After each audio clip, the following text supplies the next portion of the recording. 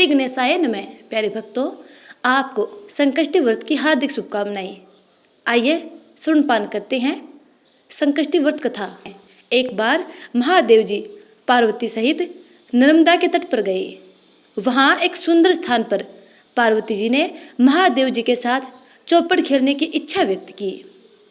पार्वती ने तत्काल वहाँ की घास के तिनके बटोरकर एक पुतला बनाया और उसमें प्राण प्रतिष्ठा करके उससे कहा, बेटा हम चौपड़ खेलना चाहते हैं, किंतु यहाँ हार जीत का साक्षी कोई नहीं है, अतः खेल के अंत में तुम हमारी हार जीत के साक्षी होकर बताना कि हम में कौन जीता और कौन हारा। खेल आरंभ हुआ। देवयोग से तीनों बार पार्वती जी ही जीती। जब अंत में बालक से हार जीत का निर्णय कराया गया तो उसने महादेव जी को विजयी बताया। परिणामतः पार्वती जी ने क्रुद्ध होकर उसे एक पांव से लंगड़ा होने और वहां के कीचड़ में पड़ा रहकर दुख भोगने का शाप दे दिया। बालक ने विनम्रतापूर्वक कहा, माँ मुझसे अज्ञानवश ऐसा हो गया है, मैंने किसी कुटिलता या द्वेष के कारण ऐसा नहीं किया, मुझे क्षमा करें तथा शाप से मुक्ति का उपाय बताएं। तब ममता रूपी माँ को उस पर दया आ गई और वे बोली, यहाँ नाग कन्याएं गणेश पूजन करने आएंगी, उनके उपदेश से तुम गणेश व्रत करके मुझे प्राप्त करोगे। इतना कहकर वे कैलाश पर्वत पर चली गई। एक वर्ष बाद वहाँ श्रावण में नाग कन्याएं गणेश पूजन के लिए आई। नाग कन्याओं ने गणेश व्रत करके उस बालक को भी व्रत की विधि बताई। तत्पश्चात बालक ने 12 दिन तक श्री गणेश जी का व्रत किया। तब गणेश जी ने उसे दर्शन देकर कहा, मैं तुम्हारे व्रत से अत्यंत प्रसन्न हूँ, मनोवांछित वर मांगो। बालक बोला, भगवान मेरे पाँव में इतनी शक्ति दे दो कि मैं कैलाश पर्वत पर अपने माता पिता के पास पहुंच सकूं और वे मुझ पर प्रसन्न हो जाएं। गणेश जी तथास्तु कहकर अंतर्ध्यान हो गए। बालक भगवान शिव के चरणों में पहुंच गया। शिव जी ने उससे वहां तक पहुंचने के साधन के बारे में पूछा। तब बालक ने सारी कथा शिव जी को सुना दी। उधर उसी दिन से अप्रसन्न होकर पार्वती शिव जी से भी विमुख हो गई थी। तदुपरांत भगवान शंकर ने भी बालक की तरह 21 दिन पर्यंत श्री गणेश का व्रत किया, जिसके प्रभाव से पार्वती के मन में स्वयं महादेव जी से मिलने की इच्छा जागृत हुई। वे शीघ्र ही कैलाश पर्वत पर आ पहुंची। वहां पहुंचकर पार्वती जी ने शिव जी से पूछा, भगवान आपने ऐसा कौन सा उपाय किया जिसके फल स्वरूप मैं आपके पास भागी भागी आ गई हूँ। शिव जी ने गणेश व्रत का इतिहास उनसे कह दिया। तब पार्वती ने अपने पुत्र कार्तिकेय से मिलने की इच्छा से 21 दिन पर्यंत 21 की संख्या में दुर्वा, पुष्प तथा लड्डुओं से गणेश जी का पूजन किया। 21वें दिन कार्तिकेय स्वयं ही पार्वती से मिलने आ पहुँचे।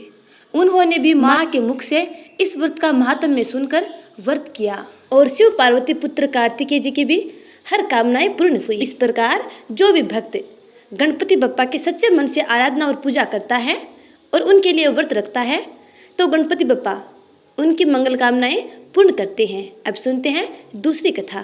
किसी नगर में एक कुम्हार रहता था। एक बार जब उसने बर्तन बनाकर आंवा लगाया तो आंवा नहीं पका। हार कर वह राजा के पास जाकर प्रार्थना करने लगा कि आंवा पक नहीं रहा है। राजा ने पंडित को बुलाकर कारण पूछा तो राज पंडित ने कहा कि हर बार आंवा लगाते समय बच्चे की बलि देने से आंवा पक जाएगा। राजा का आदेश हो गया। बलि आरंभ हुई। जिस परिवार की बारी होती वह परिवार अपने बच्चों में से एक बच्चा बलि के लिए भेज देता। इसी तरह कुछ दिनों बाद सकट के दिन एक बुढ़िया के लड़के की बारी आई। बुढ़िया के लिए वही जीवन का सहारा था, लेकिन राज आज्ञा के आगे किसी की नहीं चलती। दुखी बुढ़िया सोच रही थी कि मेरा तो एक ही बेटा है, वह भी सकट के दिन मुझसे जुदा हो जाएगा। बुढ़िया ने लड़के को सकट की सुपारी और दूब का बीड़ा देकर कहा, भगवान का नाम लेकर आंवा में बैठ जाना, सकट माता रक्षा करेंगी। बालक को आंवा में बैठा दिया गया और बुढ़िया सकट माता के सामने बैठकर पूजा करने लगी। पहले तो आंवा पकने में कई दिन लग जाते थे, पर इस बार सकट माता की कृपा से एक ही रात में आंवा पक गया। सवेरे कुम्हार ने देखा तो हैरान रह गया। आंवा पक गया था। बुढ़िया का बेटा भी सुरक्षित था और अन्य बालक भी जीवित हो गए थे। नगर वासियों ने सकट की महिमा स्वीकार की तथा लड़के को भी धन्य माना। तब से आज तक सकट की विधि विधान से पूजा की जाती है। इस प्रकार जो भी भक्त सकट माता का व्रत करता है अथवा कथा सुनता है तो सकट माता उनकी संतान और उनके परिवार की हमेशा रक्षा करती है। अब सुनते हैं तीसरी कथा। एक बार गणेश जी बाल रूप में थोड़े से चावल और 1 चम्मच में दूध लेकर पृथ्वी पर भ्रमण के लिए निकले। पृथ्वी पर वे सबसे कहते घूम रहे थे कि कोई मेरी खीर बना दो, लेकिन किसी ने उनकी बात पर ध्यान नहीं दिया। तभी एक बुढ़िया माई ने उनकी आवाज़ सुनी और उनकी खीर बनाने के लिए तैयार हो गई। बुढ़िया के मानने पर गणेश जी ने घर का सबसे बड़े बर्तन में खीर बनाने को कहा। गणेश जी की बाल लीला समझते हुए बुढ़िया ने घर का सबसे बड़ा भगोना चूल्हे पर चढ़ा दिया। गणेश जी ने जब वो मुट्ठी भर चावल और दूध भगोने में डाली तो भगोना पूरा भर गया।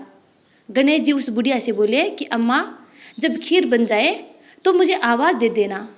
इसके बाद बुढ़िया के बेटे की बहू ने चुपके से उस भगोने से 1 कटोरी खीर चुरा ली और 1 कटोरी खीर चुरा ली और 1 कटोरी खीर छिपा कर रख ली। खीर तैयार होने के बाद बुढ़िया माई ने गणेश जी को आवाज़ लगाई। इसके बाद गणेश जी वहाँ पहुँचे और बोले कि मैंने तो खीर पहले ही खा ली। बुढ़िया ने पूछा कि तुम तो बाहर गए हुए थे, तो तुमने कब खाई? तब गणेश जी बोले, जब तुम्हारी बहू ने खाई। बुढ़िया को इस बात का पता चला तो उसने गणेश जी से इस पर माफ़ी मांगी। इसके बाद बुढ़िया ने गणेश जी से पूछा कि बाकी बची खीर का अब क्या करें?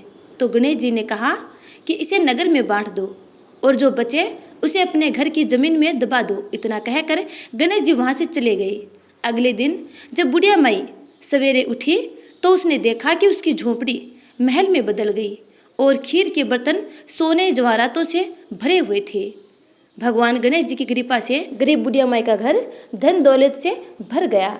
हे गणपति बप्पा, जिस प्रकार आपने बुढ़िया माई की मन इच्छा पूर्ण की, वैसे ही अपने सब प्यारे भक्तों की मंगल कामनाएं पूर्ण करना। जय श्री गणेश।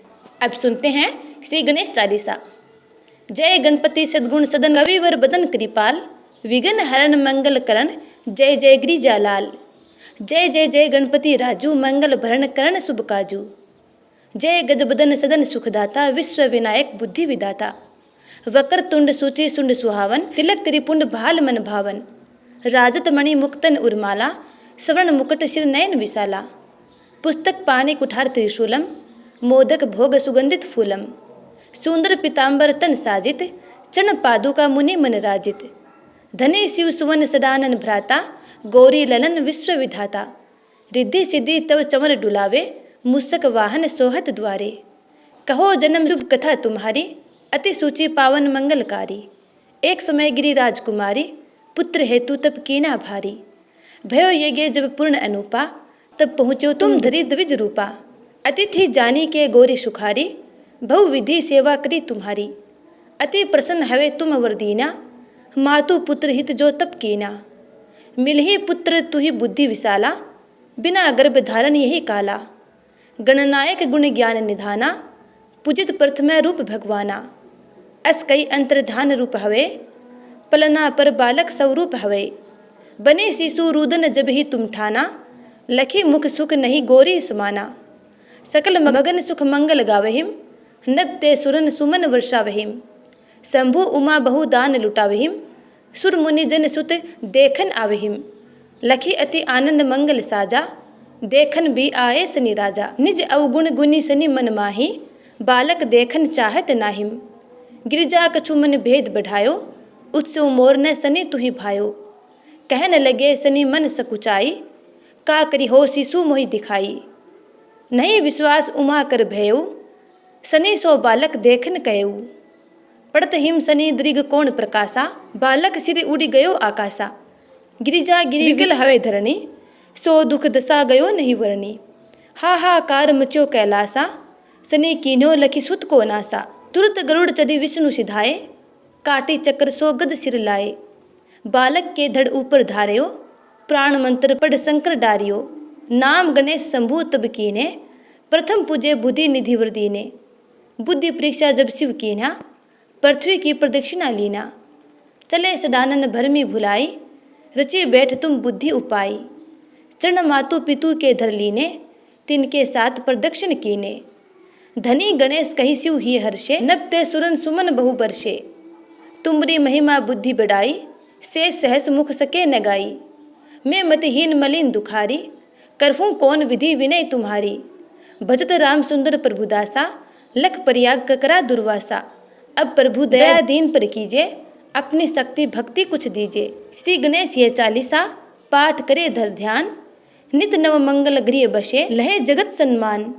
संवन अपन सहस्त्र दस, ऋषि पंचमी दिनेश। पूर्ण चालीसा भयो, मंगल मूर्ति गणेश। तो प्यारे भक्तगणों, प्रेम से बोलिए उमा शिव नंदन भगवान श्री गणेश की जय।